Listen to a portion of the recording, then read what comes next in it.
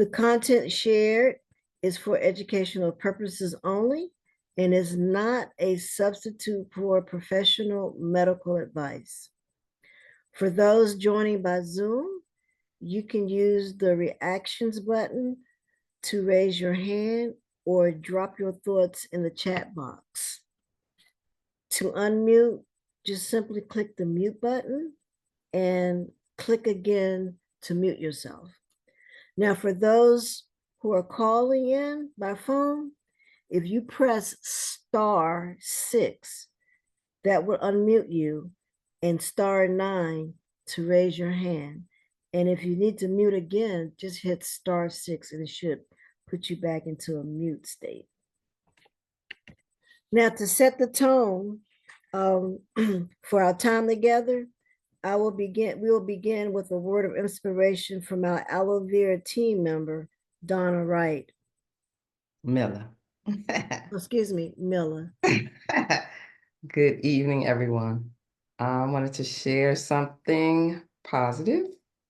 It says, each season of your life is here to help you write a different part of your story. Stop living inside past chapters.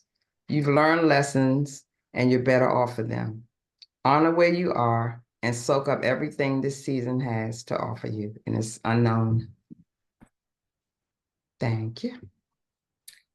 Thank you, Donna, for those inspiring words tonight. As many of you know, countless people have asked how ABC&H aloe vera juice and topical products began. Tonight, we have the privilege of diving deep into that powerful journey. Now, before we begin, we had strongly encouraged, many via email to listen to the incredible 1 hour and 13-minute interview with our founder, Ms. Rebecca Brown, conducted by her dear late friend, Denise Williams. It's an inspiring, heartfelt, and eye-opening conversation that reveals the roots, the passion, and the purpose behind ABC&H. Tonight, Ms. Rebecca will be discussing key moments and insights from that interview. So having that background will enrich your experience. We encourage you to bring your questions, stay open, and also we hope that you invited others to learn with us. And now, is she on? Yeah, it's my pleasure to welcome our founder and CEO, Ms. Rebecca Brown. Over to you, ma'am.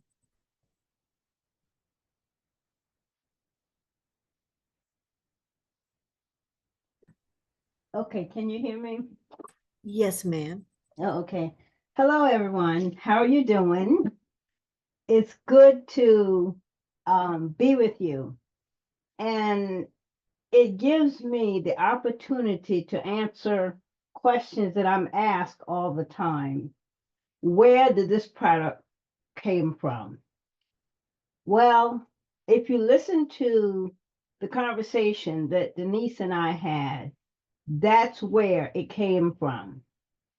And I just want you to understand something. I take this very, very personal. When I think back over 53 years ago, it still puts me in awe. How God came in at the last moment when I was confronted with death and spared my life. Not only did he spare my life, he gave me back my health. My health was gone. I was 23 years old, didn't know what to do. And understand, I grew up in a spiritual family. I went to church every Sunday. But when it got to death, there was a problem. And I always went back and remember what my mother and father always told us. When there is nothing else that you can do, you must call on God. You must ask him to help you. That's the dilemma that I had. And it was so incredible. I was suffering from acute, they used to call it at that time toxemia, but now they change it. It's called preeclampsia. And I want to give you some idea what I'm talking about. I don't know how many of you know what that is, but it simply is this. It is a poisoning in the bloodstream.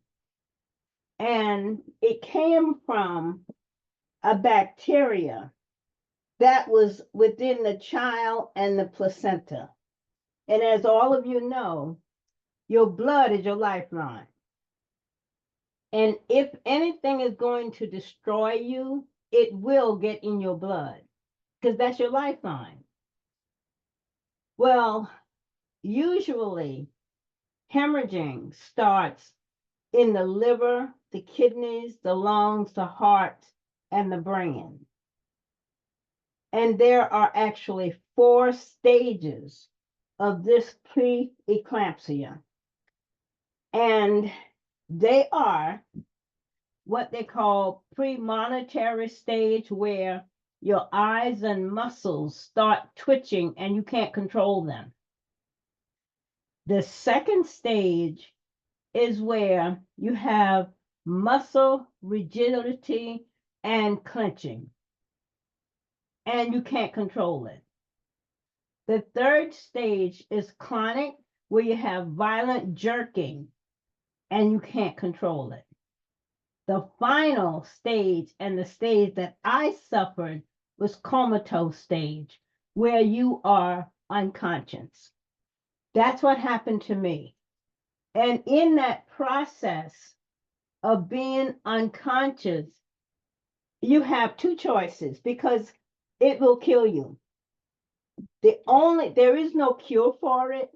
No one knows why it starts, and no one can stop it. The only way to stop it is you have to have emergency surgery to remove the child and the placenta. And that's what happened to me. And during that comatose stage, the amazing thing, when a person is in a coma, they can't communicate with you, but everything around you, they hear it. And that's where I was. And so it was at that point for me a defeat, but I wouldn't allow, my spirit within me would not allow this disease to conquer me. I fought with every strength of energy and spirit that I had. And in fighting, I was able to sustain my life. And I had a very good gynecologist, Dr. Convalius. This woman stuck with me through all of my difficulty. In that process, I became paralyzed for 3 months. I was in a coma for 3 months. I was what they considered an involuntary drug addict for 3 months.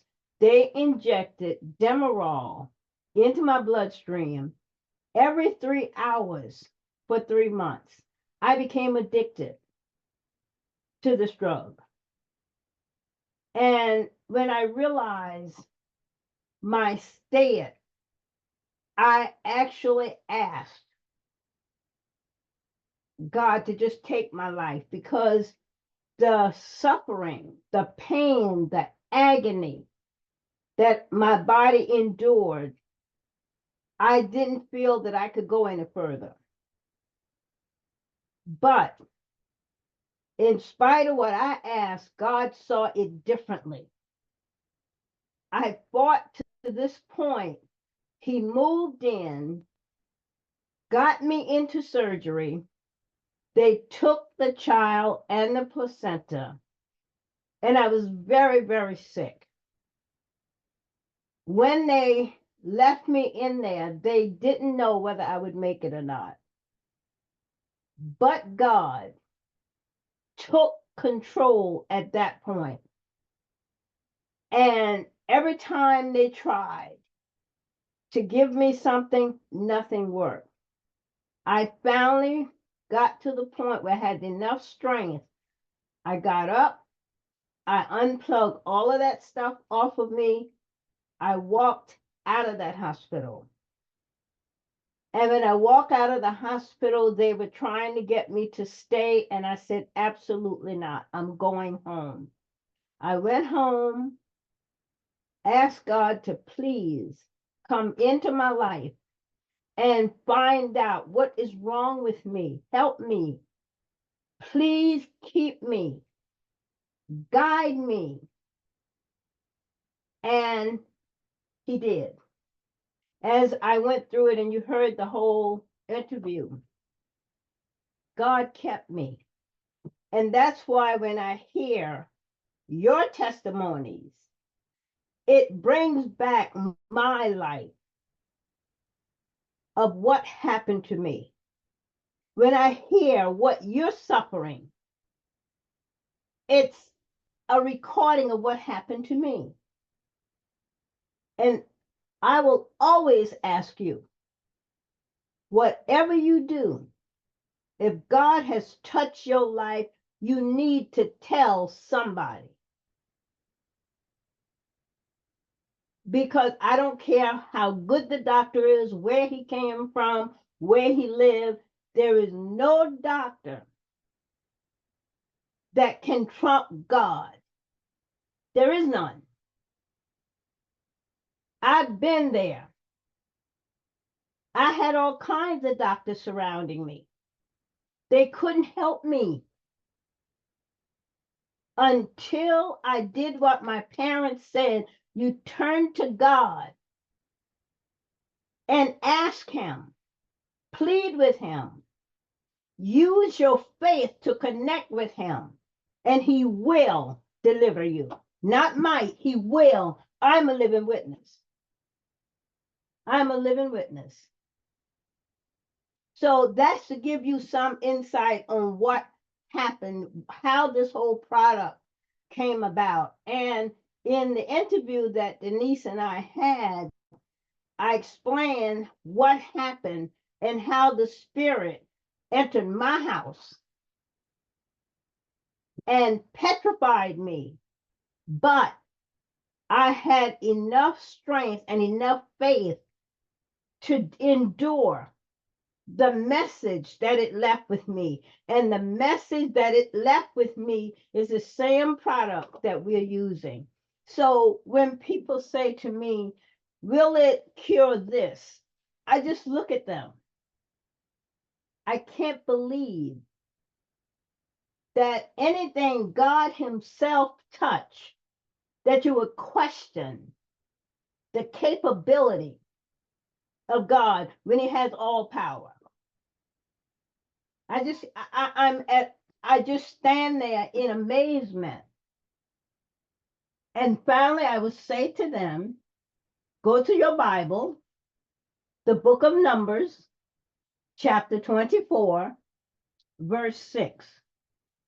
After you read that, then you come and tell me whether you think it can heal it or not. It's not what I think, it's what I know. I'm a living witness. So that's some insight on, in addition to that interview, of what happened to me, how this product came about. And the reason I did the interview, people would say to me, well, where did this stuff came from? And I would find myself repeating it and repeating it. And God bless Denise she said, let's do a recording, and you just give it to them.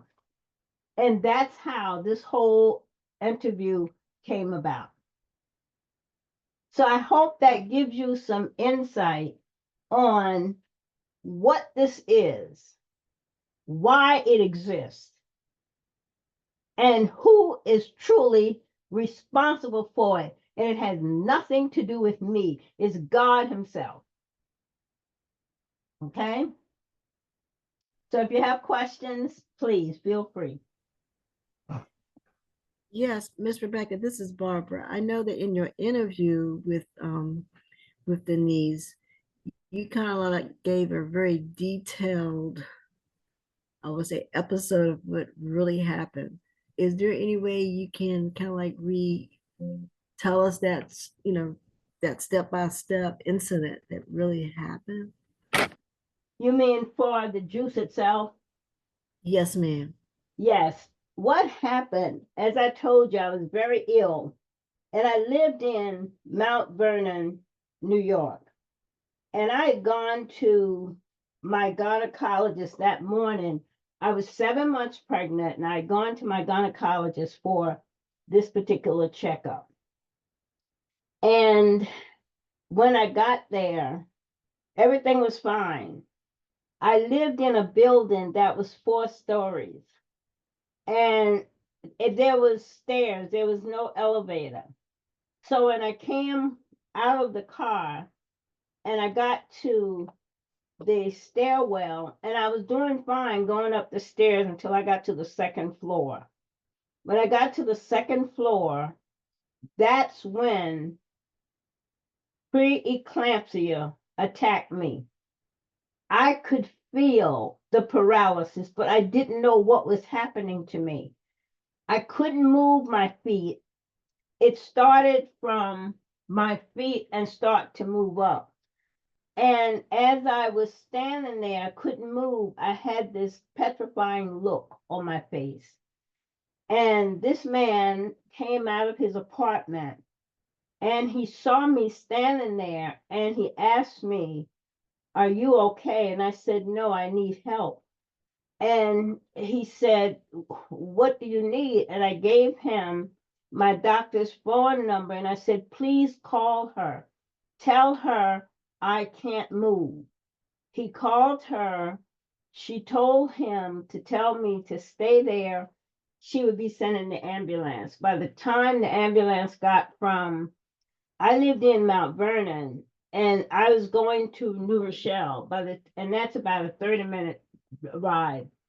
By the time I got to New Rochelle Hospital, I was completely paralyzed. And so as I became paralyzed, and they took me in and they said to me, "We don't think you're going to make it." And what was there to say? And as I was slipping, as I told you, into this coma, I was in a Catholic hospital, so they called in the priest to give me my last rites. And so this was around 10 minutes to midnight. And again, being paralyzed and coma and all of that, you can't speak, but you can hear everything. They had the team of doctors and the priest, and they gave me 10 minutes to survive. At midnight, I was supposed to die. And so as the clock kept getting close to midnight, I kept looking out the window because I was in a single room that had a window.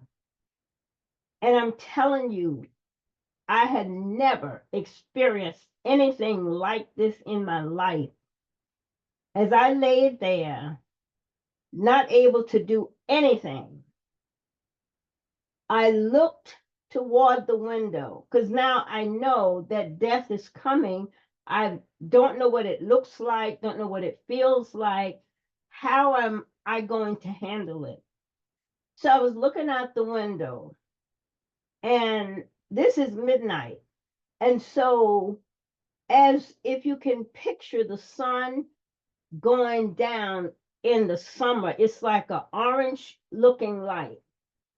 At midnight, there was this light coming through the room, the window in the room that I was in, petrified me because this is death. This room, this light lit the entire room up. And I was so scared, but I couldn't say anything. It stayed maybe 2 or 3 seconds and it shifted and left and went out the same window. At that point, I was spared, so that's not death. So where is death? I looked at the same window, far away. There was a light as bright. I've never in my life seen anything that bright. It was extremely bright. It came into the window, filled the room. It was so bright, you couldn't look at it without turning your face and looking away. And when I looked at it, I just kind of turned my head away. It filled the whole room. But the amazing thing, after it filled the whole room, the light gathered itself over the bed in which I was lying. And it just formed itself over the bed. And then within about 2 or 3 seconds, it opened up, and in the middle of that light was a mahogany plaque, and it had 3 words, I love thee. Petrified me. I didn't know what to do. Is this death? How is it going to feel? Will it hurt? The light slowly left the room at the same window in which it entered. On the windowsill, it left a miniature statued woman dressed in all white with a veil and a cane. To this day, under certain conditions, I see this woman. To this very day. And that happens when there is trouble or chaos or some type of problem. This woman shows up and starts to blink her eyes. To this day, I see this woman. After that experience, the doctors and the priest came back, and they were stunned that I was still alive. They were stunned that I was still alive. So then I went through the surgery and all of that. And then that was when I decided I'm leaving this place. I got up and I left. I went home and I sat on the bed and I just asked God to please do something to help me. It was about, I would say, 3 to 4 months. I suffered and suffered and suffered. And one day, I got in the car. I drove for a long drive and I came back home. Now, by that time,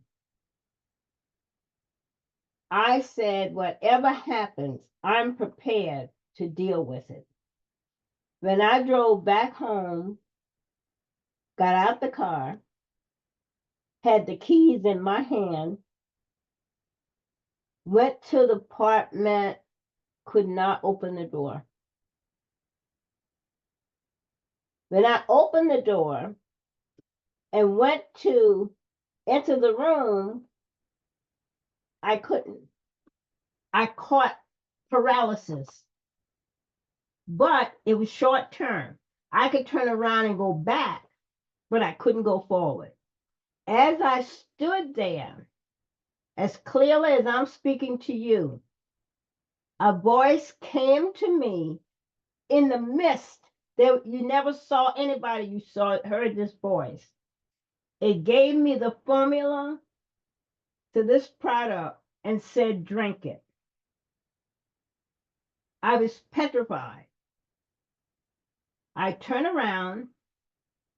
Remember, I can't go forward. I went back and got in my car and I burst out into tears.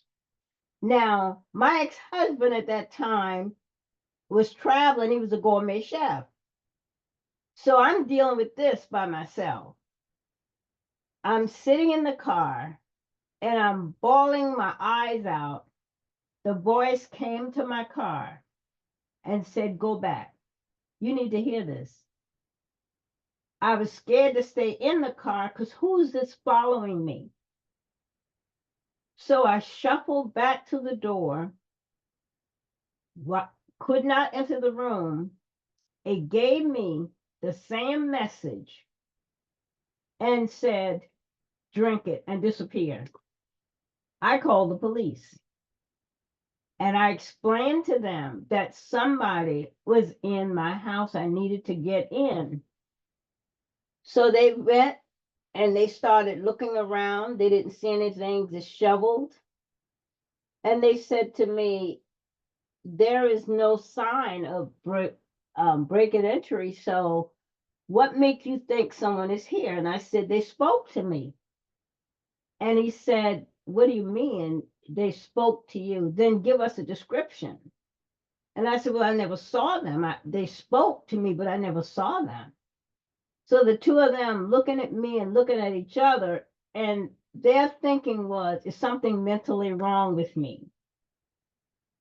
And so they finally said, listen, it appears that you're very tired.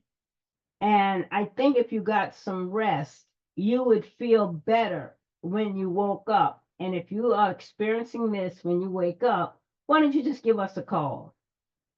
Well, I said, okay, I'll fix them. So I said, okay, goodbye. They left. I packed my suitcase and I left. I went to the hotel. I was sitting in there trying to understand all of these things that was happening to me.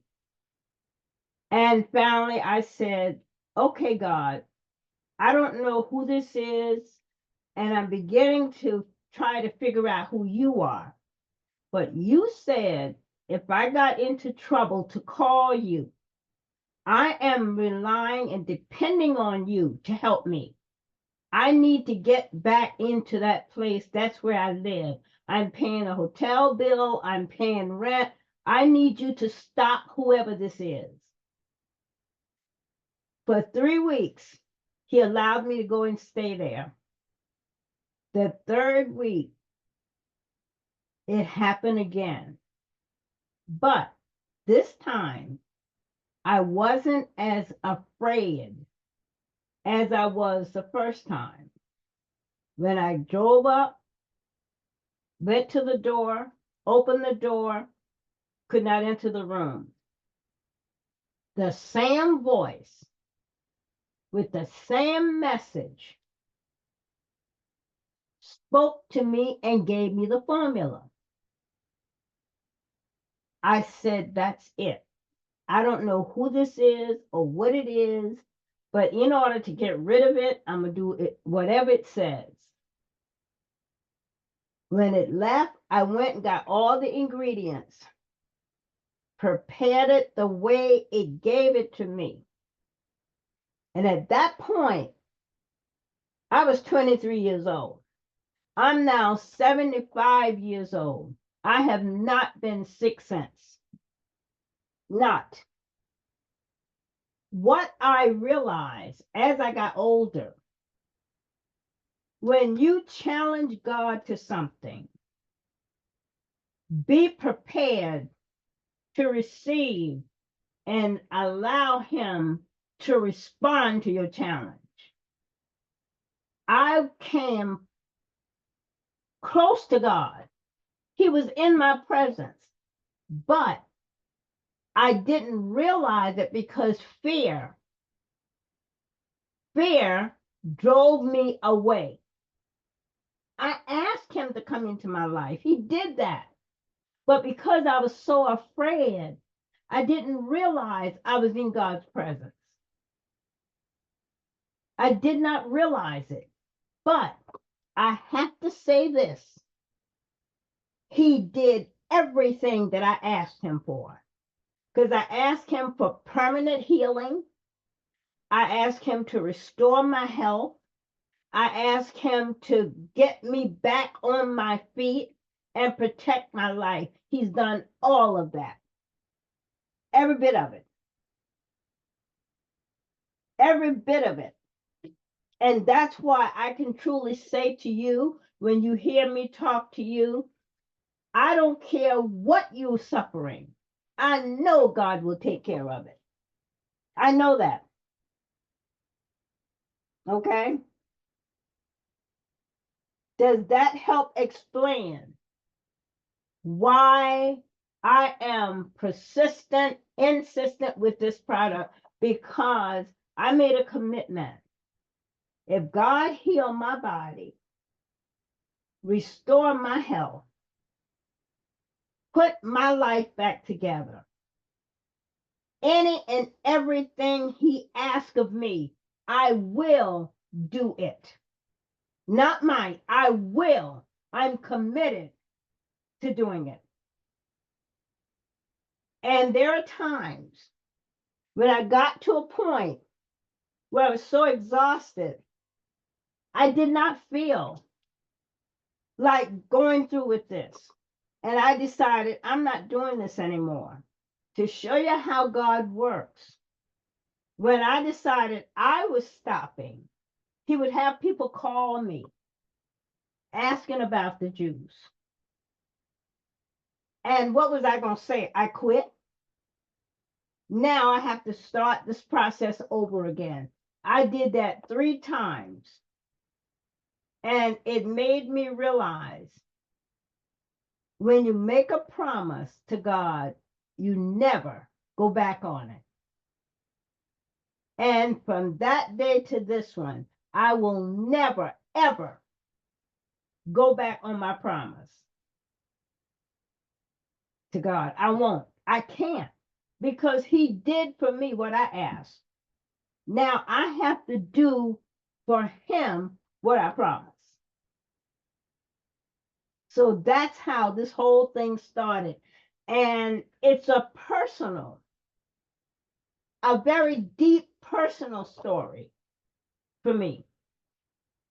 And sometimes when I get by myself, I ask God to come commune with me, because it's still very difficult for me to understand how he orchestrated this when I was standing at the brink of death. You understand? So hopefully that gives you some clarity. And whatever illnesses you're suffering, trust me, trust God. There is no illness on earth that heaven can't heal. And always know this, because I made this mistake. I was thinking that I did something wrong. I committed a sin. What did I do that I'm being punished? No. As I got older, I realized it was a purpose in my life that God allowed me to go through in order for him to use me the way he saw fit. It had nothing to do with me. It was his will for my life. And that's why I take this very, very personal.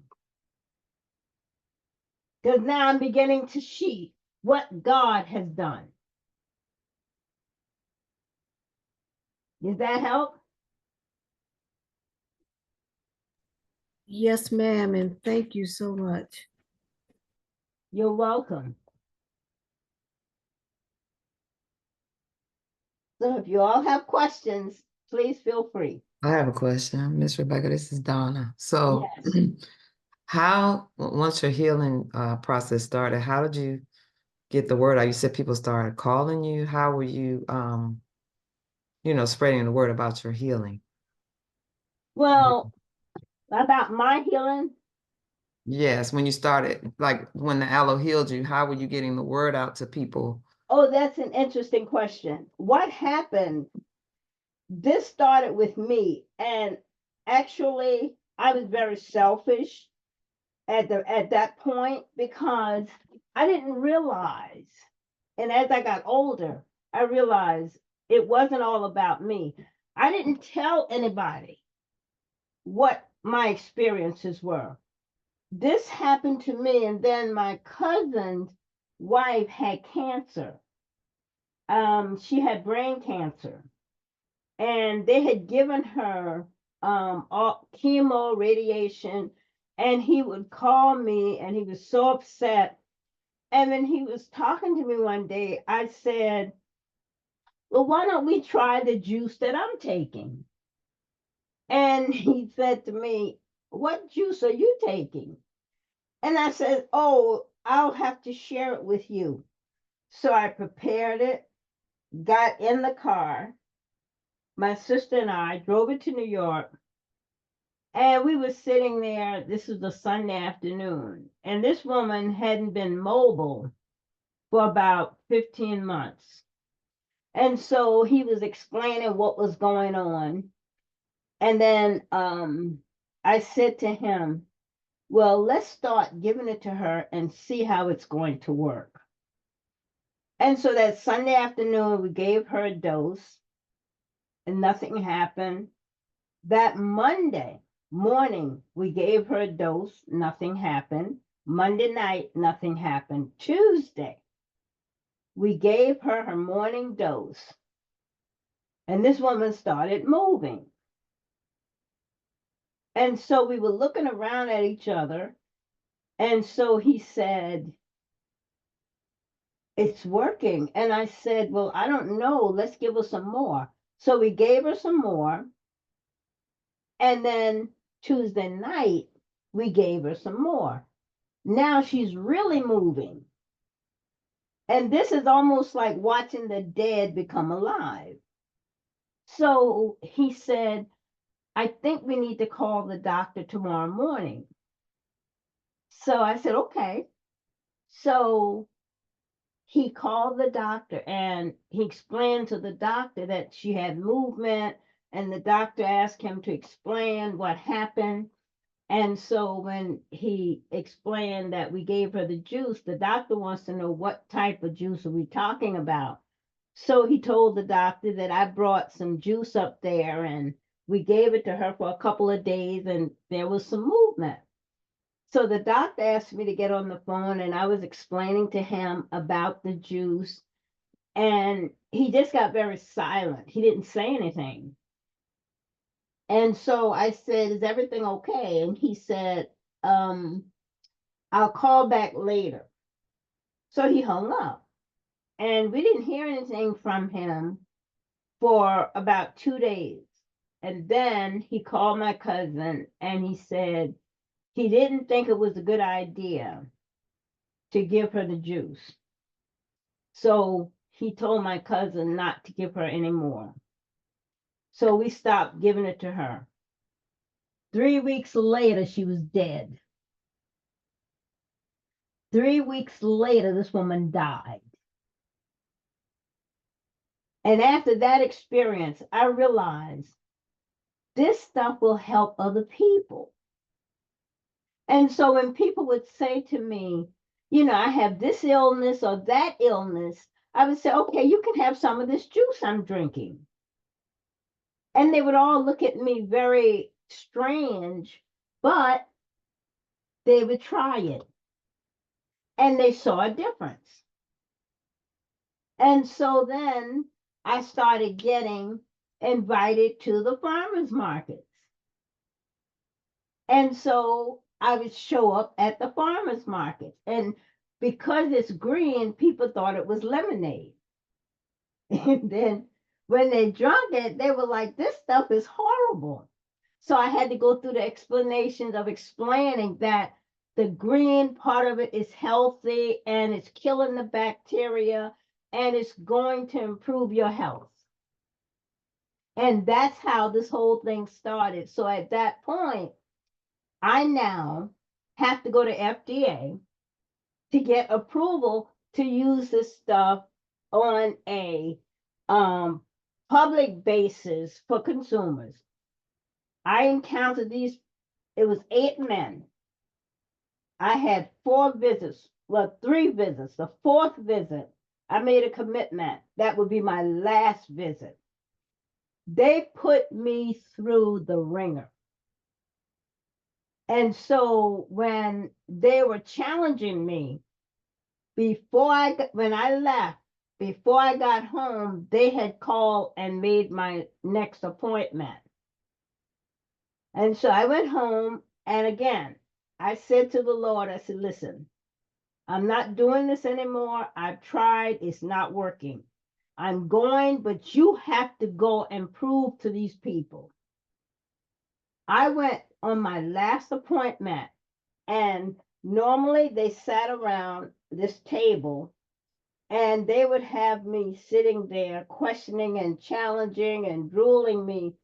So I said to them on the 4th round, we're not going to have it this way. I'm not going to be the one that you're challenging. I brought with me the Creator.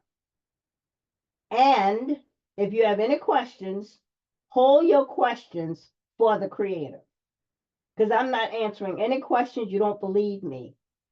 So they wanted to know where the Creator was. I had to do a lot of quick thinking, but God was with me. I said he's outside waiting to come in. But everybody had to be quiet and give him utmost respect.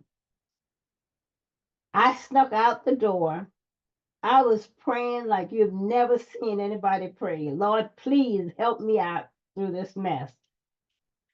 I went outside, came back in, and they didn't see anybody with me. But at the head of the table, I pulled the chair out and I said, have a seat. And they wanted to know who was with me. And I said, JC. And they were looking around at each other, JC. And I said, but you have to be in compliance and respect. He will only speak when spoken to. I'm trying to figure a way to get out of this. I didn't realize these people believed me. And when I finally realized they believed me, I really knew I had them. So when I pulled the chair out and I said, okay, JC is ready. I will do a complete introduction and then you can ask your questions. And so they're sitting there looking at me because there's nobody at the table. And so I said, gentlemen, please, I would like to introduce the one and only JC. Any question, all questions should be directed to JC and not to me. So they're looking at me, JC, who's that? I said, you know him. I'm not sure why you're getting confused. He's JC. They were stunned. They said, well, could you give us an actual name? I said, okay. I stood back and I said, gentlemen, please accept, respect, and honor Jesus Christ. And I left the room. I left the room. They never asked another question. And before I got home, I had the approval. You understand? I went through a lot. These people never called me back there. Never. That's how I got it. Other than that, they would not have given it to me. I tried 3 different ways and they cut me down every step of the way. until I invoke Jesus Christ in the process. Does that give you a better understanding? Yes, Doc? ma'am. Huh? Ooh, that was deep. Thank you. I didn't know what else to do. Wow. They fought me. They were about to destroy me. And I knew I had to come out on top. I just didn't know what to do. And that's why when I went home, I got on my knees and I called on God. Wow. I asked him to show up, help me through this mess. But I didn't know he orchestrated it that way. And I got through it. How long ago was that? In 2007. Oh, wow. 2007. Well, everybody in the world need to be on this. 2007. I mean, they fought me. Wow. And I was just so angry that my fight was with me, but I was going to do violence because I said, I'm taking my gun to New York. I can't beat them. I can shoot them. But God didn't allow that. He showed up. They were shocked. They had no more questions. When I came back in that room, they were all sitting there with their eyes bulging out and their mouth wide open. And I asked, do you have any more questions? They didn't even answer. I gathered my stuff and left. And before I got home, I had the approval. Wow, that's amazing. It is, Miss Rebecca, that right there remind me of the Pharisees, how they kind of like interrogated Jesus, but he had an answer for everything. That right there is amazing. Definitely amazing. Tell me, it just shows me that God will be there for you. He never will leave you, taking you. So he was there. Yep, because I didn't know what to do. I did everything they asked me. Nothing was good enough. And they just felt comfortable antagonizing me. They felt comfortable putting me through unnecessary hardship. And that's why at that point I said, I'll fix them. I'm taking my gun when I go back. But God didn't allow that. God didn't allow that. He went with me. And his power was more than any gun I could ever use. And that's how I got the approval. And that's what makes me fight the way I fight. Because I know with God, all things and everything is possible. I don't care who's involved, where it is, none of that. I don't care. I know for a fact I've experienced it. So that's how this all got started. And that's how I was able to introduce it to the public. Does that make sense? Yes, it does. It does. Thank you. Are there? Yeah, I was asking if this is questions. I mean, I'm pretty sure other folks may have other questions. Yeah, if you have questions, feel free. Please feel free to ask, because this is your time to ask your questions in regards to the Aloe Vera, the story from Miss Rebecca. Yeah, because understand something. And when I hear your testimonies, I'm very intrigued because of my own. But understand this, if you understand nothing else that I say. The power of God is he has all power. But God spoke and things came into existence. Okay? But there are two things he touched with his hands. And anything that God touched with his hands has overwhelming power. because he released his power into it. And those two things is man. Man has more power than he realizes. But because of his wickedness, he doesn't know how to use it properly. Instead of using it for the good, he's using it to be destructive. When God molded man with his hands, he touched him. If you go to Numbers chapter 24, verse 6, it will tell you God used his hands to plant the aloe vera. There is a relationship between man and the aloe vera. The relationship is simply this: sickness is not of God. And God knew of our wickedness, that we wouldn't eat right, we wouldn't do anything right. So to keep us healthy, he gave us the aloe vera to cleanse the system once we destroy it. And we won't even do that right. We won't even do that right. Because I can assure you, as sure as you take it, it's going to take care of you. I've been taking it since 1982. I've not been sick. And I'm 75.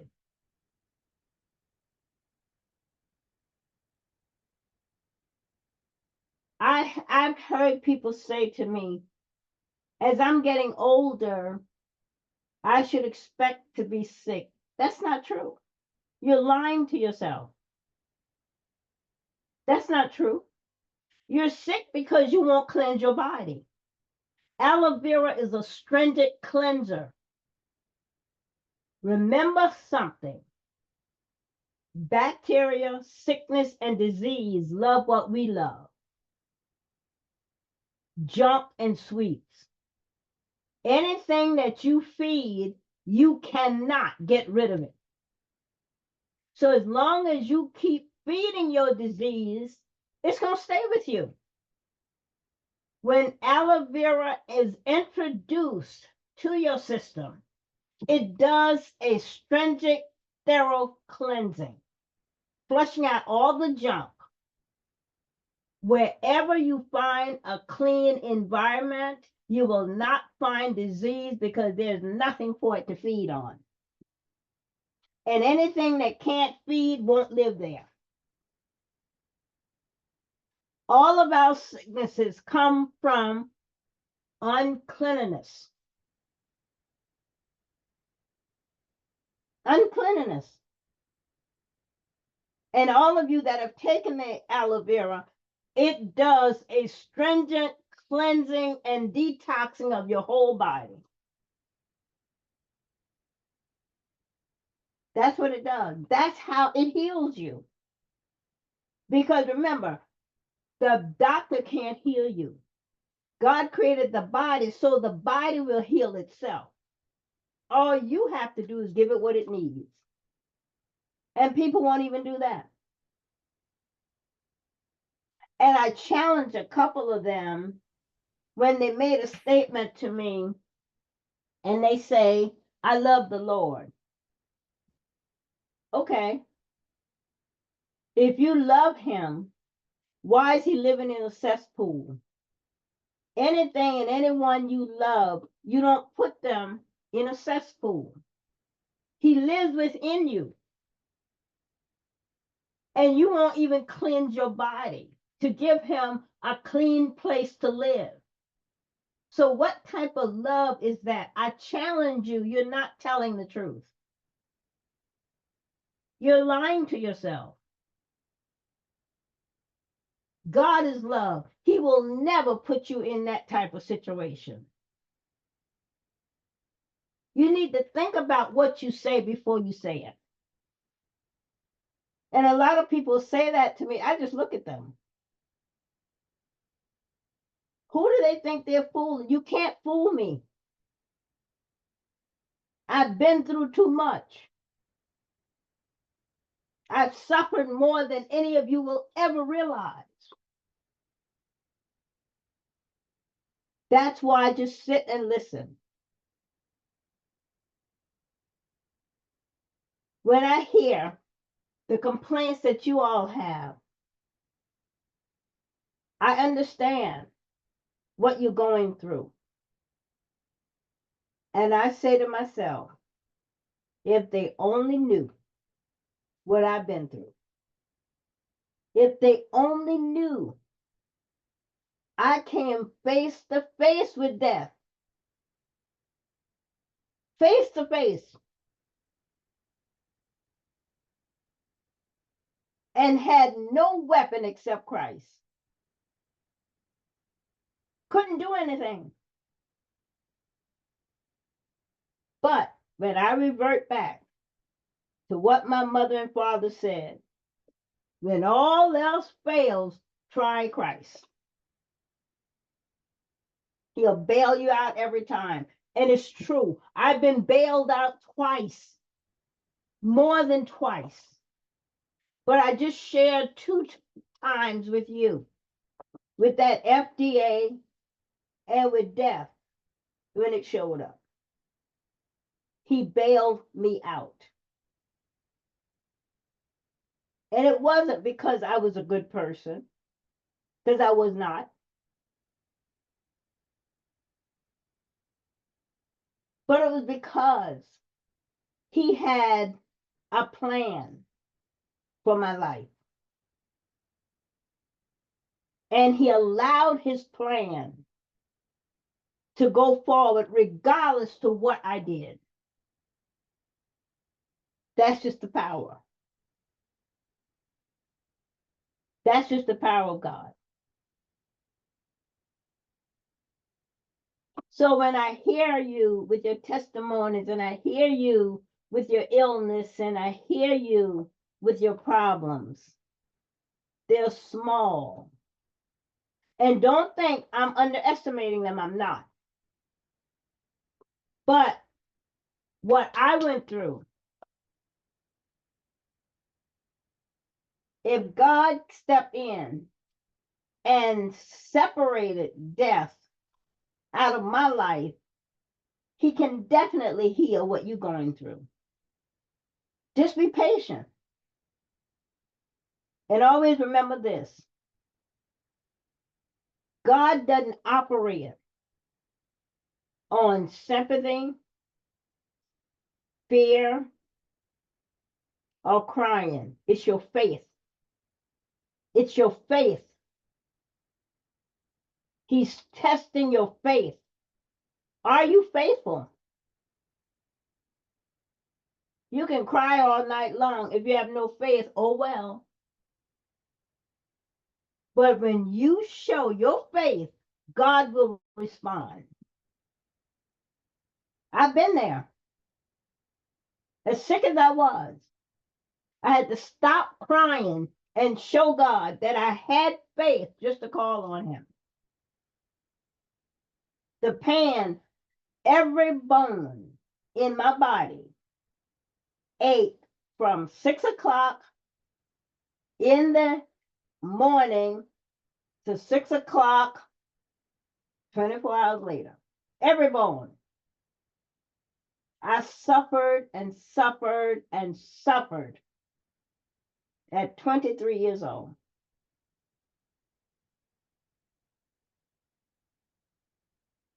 At 23, there was nothing they know what to do for me.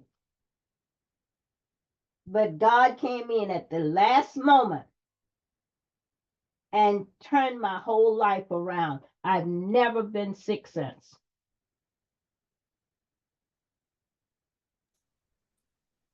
So that is my testimony.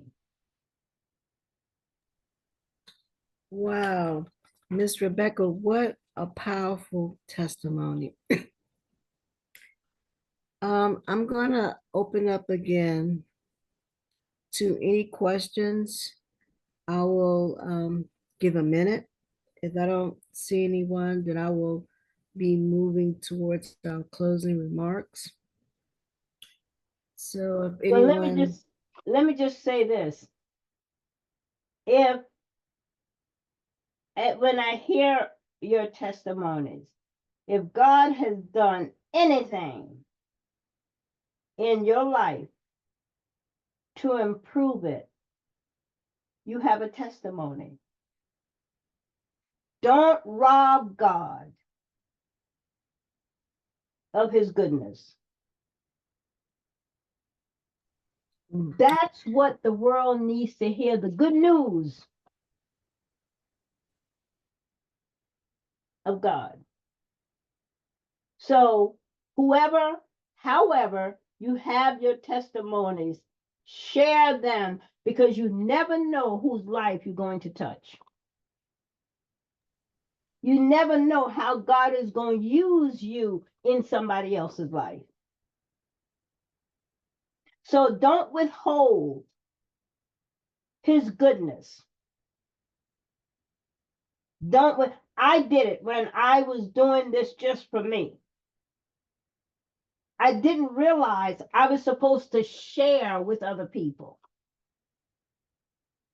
Don't make the same mistake I made.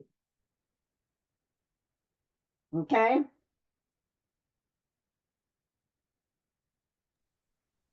So I'm done, Barbara. yes, ma'am. Okay, going once. And as Miss Rebecca was saying, everyone should have a testimony of the goodness of the Lord and what the Lord has given us to keep us well. But I like to say, I ask that those who are present tonight, that they go back and pass this on and get others to listen to this powerful interview that Miss Rebecca did with her late friend, Denise. And with that being said, before we wrap up tonight's session,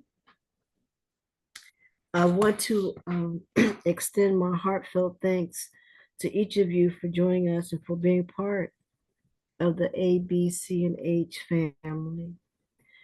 I want to say that your presence and your questions and your support mean so much. As we move into this beautiful season, I want to wish every one of you a blessed and joyful Thanksgiving and a Merry Christmas filled with peace, love, and good health.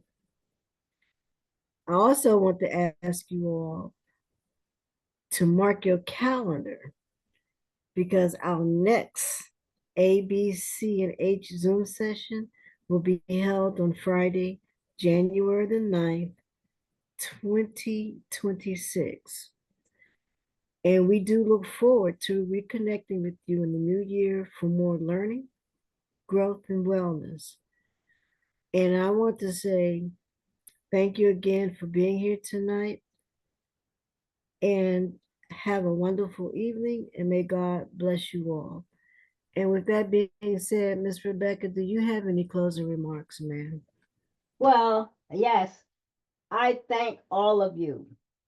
And I thank you for several reasons. Number one, that you took the time to consider changing your health and your life. Because if you drink this, it's going to change. Not might, it will change. As I always tell people, it's the closest thing to Jesus I've ever come in contact with. You can't come in contact with Christ without changing. You can't drink this without experiencing a change. So just the fact that you took the opportunity to change your life is a good thing.